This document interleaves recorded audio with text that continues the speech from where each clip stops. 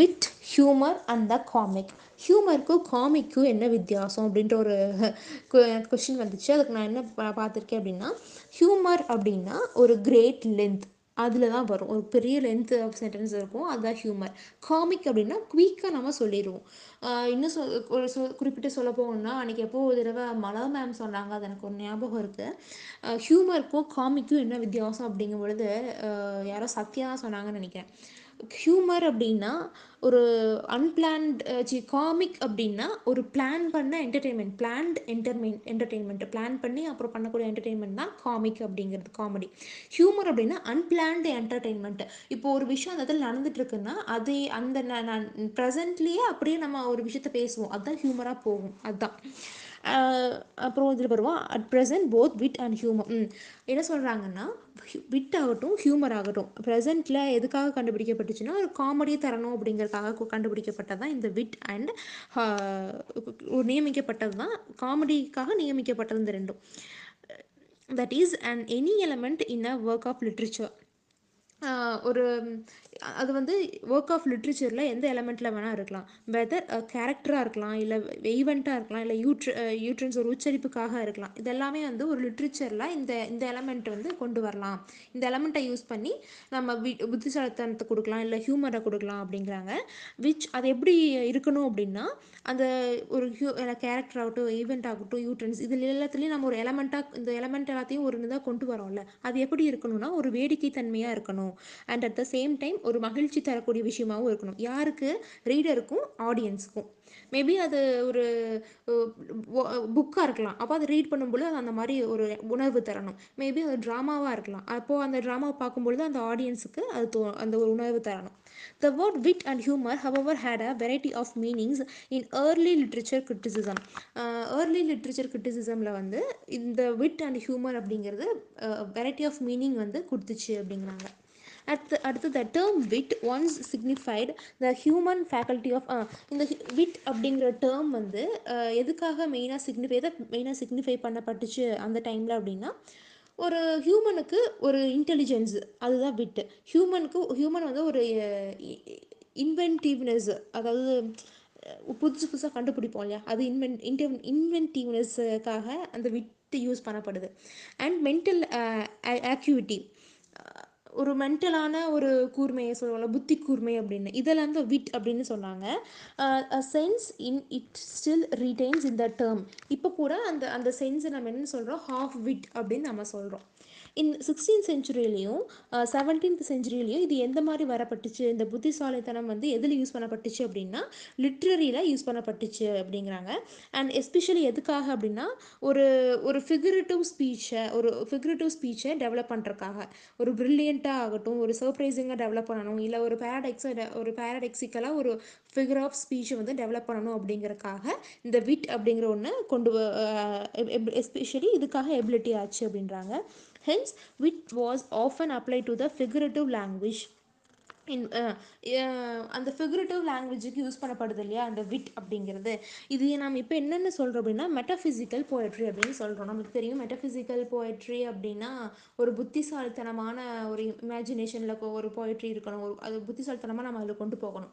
எப்படி அதில் இமேஜினேஷன் கொண்டு வர்றது, எப்படி அவங்களுக்கு நம்ம ஒரு காமிக்க தர்றது, இந்த மாதிரி எல்லா விஷயமே அதில் இருக்கும். அதான் மெட்டஃபிசிக்கல் போயட்ரி அப்படின்றாங்க. அலெக்சாண்டர் போப் அப்படிங்கிறவர் ட்ரூ விட் அப்படின்றத டிஃபைன் பண்ணியிருக்காரு. அவருடைய ஒரு ஒர்க்கில், என்ன ஒர்க் அப்படின்னா எஸ்ஏ ஆன் கிரிட்டிசிசம், அந்த ஒர்க்கில் ட்ரூ விட் அப்படிங்கிறத டிஃபைன் பண்ணியிருக்காரு. எப்போ எழுதுனதுன்னா 1711 எழுதியிருக்காரு.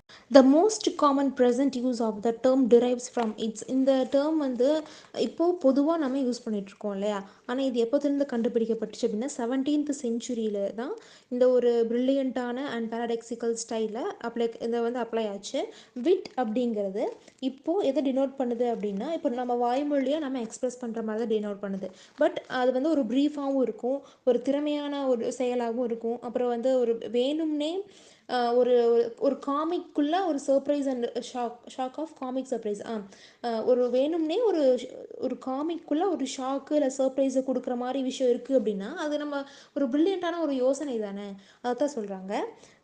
ஃபிலிப் கியூடெலா அப்படிங்கிறவர் என்ன சொல்கிறாரு அப்படின்னா, history repeats it self, historians repeat each other அப்படின்னு ஒரு இதாக சொல்கிறார். காமெடியாகவும் விட்டாகவும் சேர்ந்து சொல்கிறாரு. ரெப்பார்ட்டி அப்படிங்கிறது ஒரு கான்வர்சேஷன் இல்லை ஸ்பீச்னு வச்சுக்கலாம். ஒரு 2 பேர்த்துக்கு நடுவில் கான்வர்சேஷன் நடக்குது அப்படின்னா அதுக்கு ஒருத்தர் சொல்கிறாரு, அதுக்கு நம்ம ரிப்ளை பண்ணணும். எப்படி ரிப்ளை பண்ணணும்? குயிக்காக ரிப்ளை பண்ணணும். அட் த சேம் டைம் புத்திசாலித்தனத்தோட நம்ம ரிப்ளை பண்ணணும் அப்படிங்கிறது. Repartee is taste term taken from fencing. இது வந்து ஒரு வேலியிலேருந்து எடுக்கப்பட்டுச்சு. எதுலேருந்து அப்படின்னா ஒரு வேலியிலேருந்து. இது எது சிக்னிஃபை பண்ணுது அப்படின்னா புத்திசாலித்தன போட்டியை வந்து சிக்னிஃபை பண்ணுதுங்கிறாங்க. இப்போது ஒரு in which each person tries to cap the remarkable to of the other. மற்றவங்களுடைய தவறுகளை ரீமார்க் பண்ணுறதுக்கோ இல்லை அவங்களுடைய தவறை அவங்களே மூடி மறைக்கிறக்கோ இது வந்து தேவைப்படுது அப்படிங்கிறாங்க, உபயோகப்படுது அப்படிங்கிறாங்க. அட்டாக்கிங் இப்போது ஒரு எக்ஸாம்பிள் மாதிரி கொடுக்குறாங்க. என்னென்னா டிஸ்ரேலி அப்படிங்கிறவர் பார்லிமெண்ட்டில் இருக்கிறாரு. இவருக்கு ஆப்போசிட்டாக இருக்கக்கூடிய ஆப்போனண்ட்டாக இருக்கக்கூடிய ஒருத்தர் கிளாட்ஸ்டோன் அப்படிங்கிறவர் ரீமார்க் பண்ணுறாரு. என்னென்னா, the honourable gentlemen will either end on the gallows or die of some loathsome disease அப்படின்றாரு. அதாவது ஹானரபிள் ஜென்டில்மேன் எல்லாமே அவங்களோட எண்டெல்லாம் எப்படி இருக்குன்னா தூக்கில் தான் போவாங்க. ஏன்னா ரொம்ப ஹானரபுளாக இருந்தால் அப்படித்தான் நடக்கும், தூக்கில் தான் போவாங்க. அப்படி இல்லைன்னா ஏதாவது ஒரு அருவருப்பான டிசீஸில் தான் அவங்க இறப்பாங்க அப்படின்னு யார் சொல்கிறா? கிளாட்ஸ்டோன் சொல்கிறாரு.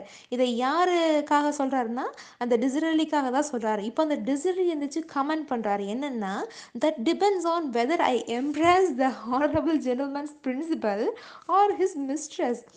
நான் வந்து அது எதை பொறுத்து இருக்குது? ஜென்டில்மேன்ன்றது எதை பொறுத்து இருக்குது? ஜென்டில்மேன்ற அந்த வார்த்தையை ஏற்றுக்கிறதுல பொறுத்து தானே இருக்குது. அதுக்கு தான் சொல்கிறாரு that depends on.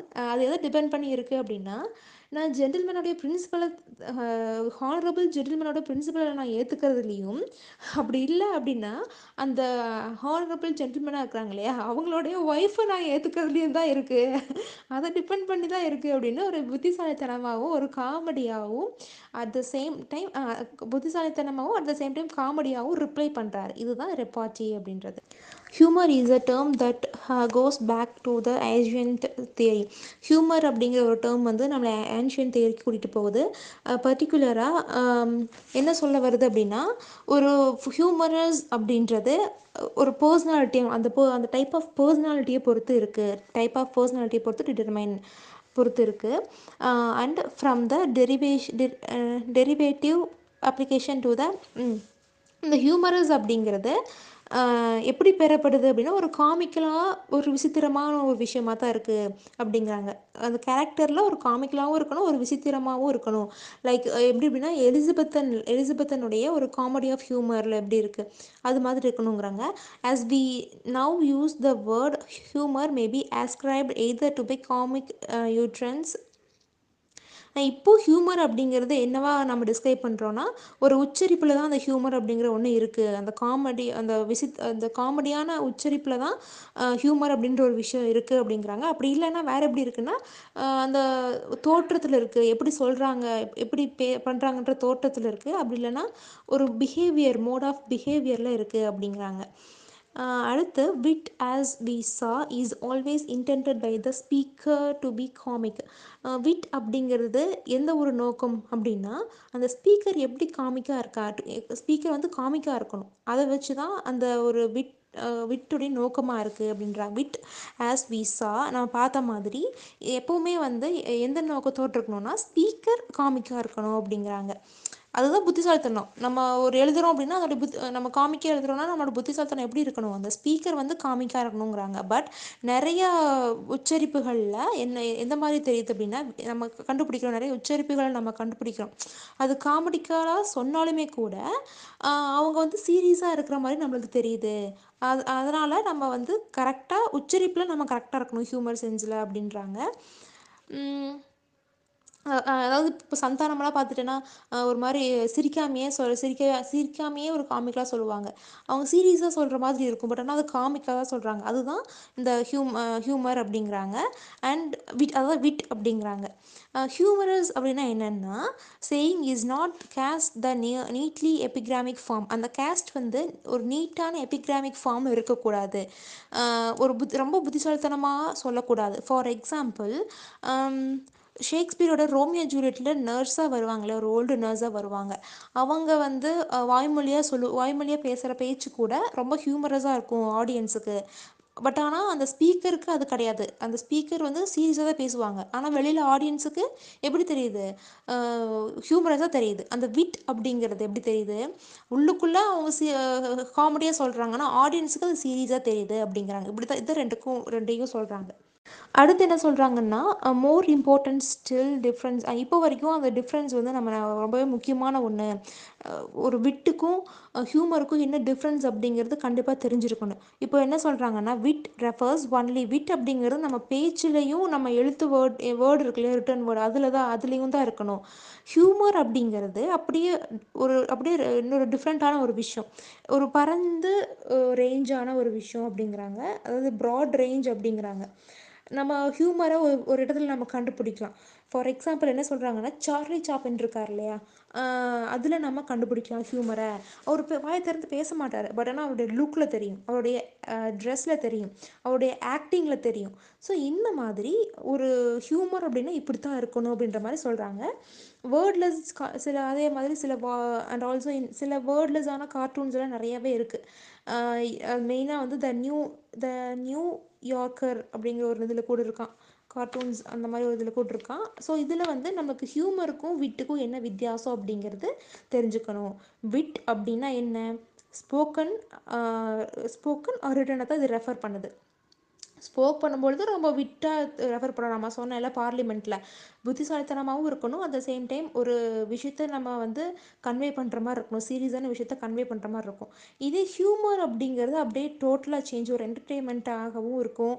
At the same time அதில் நம்ம சொல்லி தான் தெரியணுன்றது கிடையாது, நம்ம லுக்லேயும் தெரியும், ட்ரெஸ்ஸிங் சென்ஸ்லேயும் தெரியும், ஆக்டிங்லேயும் தெரியும் அப்படிங்கிறாங்க. ஃப்ரெட்ஸ் டிஸ்டிங்ஷன் பிட்வீன். ஃப்ரெட் வந்து ஒரு ஹார்ம்லெஸ்க்கும் டெண்டன்சி விட்டுக்கும் வந்து ஒரு வேறுபாடு சொல்கிறாரு. நம்ம ஹார்ம்லெஸ் அப்படின்னு என்ன சொல்லுவோம்? ஒரு ஒரு பாதிக்காமல் இருக்குது அப்படின்ற மாதிரி சொல்லுவோம்ல, இட்ஸ் ஹார்ம்லெஸ், இது எனக்கு பாதிக்கலை அப்படின்ற மாதிரி சொல்லுவோம்ல. டெண்டன்சி விட் அப்படின்னா ஒரு போகிற போக்கில் ஒரு புத்திசாலித்தனத்தை காமிச்சிட்டு போயிடுவோம், அதுதான் டெண்டன்சி விட். ஸோ இந்த ரெண்டுக்கும் என்ன வித்தியாசம் அப்படிங்கிற மாதிரி காமிக்கிறாரு. ஹார்ம்லெஸ் அப்படிங்கிறது, when we say that harmless is humour is a harmless form of the comic. Humour அப்படிங்கிறது ஹார்ம்லெஸ் அப்படிங்கிறது ஒரு ஹியூமர் தான், அதுவும் ஒரு காமிக்கோடைய ஃபார்ம் தான் அப்படிங்கிறாங்க. That is however another mode of the, அதே காமிக்கில் இன்னொரு மோட் என்ன அப்படின்னா டெண்டன்சி காமெடி. ஒன்று ஹார்ம்லெஸ், இன்னொன்று டெண்டன்சி காமெடி அப்படின்னு சொல்கிறாரு. In which we are made to laugh at the person. ஒரு பர்சனை நம்ம லாஃப் பண்ண வைக்கிறோம், சும்மா சாதாரணமாக, அதில் எந்த ஒரு விஷயமும் இருக்காது, காரணமும் இருக்காது, அப்படி நம்ம லாஃப் பண்ண வைக்கிறோம் அப்படின்னா அது அது ஹார்ம்லெஸ் அப்படிங்கிற மாதிரி சொல்கிறாங்க. அது வந்து டெண்டன்சி காமெடி அப்படின்ற மாதிரி சொல்கிறாங்க.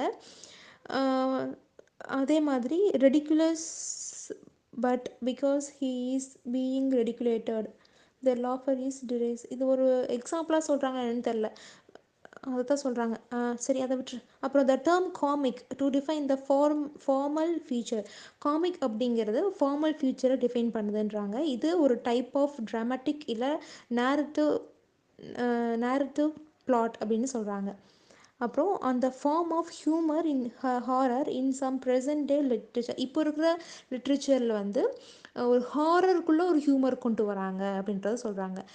இப்போ ஒன்றும் இல்லை, எனக்கு ஒரு டவுட் வருது, ஹாரர்னா என்ன, காமிக்னா என்ன அப்படின்னு நீ கேட்குற, ஒரு டவுட் வருது, ரெண்டுமே ஒரே மாதிரி தான் நீ சொல்கிற மாதிரி இருக்குது, என்ன ஹாரருக்கும் காமெடிக்கும் என்ன வித்தியாசம் அப்படின்னா, இப்போ ஒரு காமெடிக்கும் ஹியூமருக்கும் என்ன வித்தியாசம் அப்படின்னா, இப்போ ஹாரர் நம்ம ஹியூமர் எடுத்துக்கிறோம் அப்படின்னா, இப்போது சந்தானம் சொல்லுவாப்புல, ஏதோ தில்லுக்கு துட்டு படத்துலன்னு நினைக்கிறேன், ஒருத்த வந்து சொல்லுவான், 12 மணிக்கு பேய் வந்துடும்ப்பா, இங்கேருந்து ஓடு அப்படின்னு சந்தானம் சொல்லுவார்.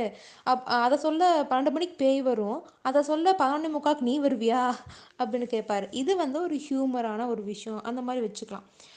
காமிக் அப்படின்னா ம், ஆ இப்போது இந்த உலகத்தில் ஒரு ஒரு ஒரு ஷாக்கான ஒரு சிட்டி அப்படின்னா நீ என்ன சிட்டி சொல்லுவ? இது இது இந்த சிட்டியை பார்த்து எனக்கு ரொம்ப ஷாக்கு அப்படின்ற மாதிரி சொல்லுவல, அது நீ என்ன எந்த எதை பார்த்து அப்படி சொல்லுவ அப்படின்னா அதுக்கு என்ன ஆன்சர் நீயே சொல்லு. நான் சொல்கிறேன், எலக்ட்ரிசிட்டி. ஒரு சிட்டியை பார்த்து நீ எந்த எந்த சிட்டி பார்த்து ரொம்ப ஷாக் ஆகுற அப்படின்னு கேட்டால் என்ன சொல்லணும்னா எலக்ட்ரிசிட்டின்னு சொல்லணும். அதுதான் காமெடி. அது அது வந்து ஏற்கனவே வெல் பிளான் பண்ணி சொல்லப்படுற ஒரு காமெடி. அதுதான் காமெடி.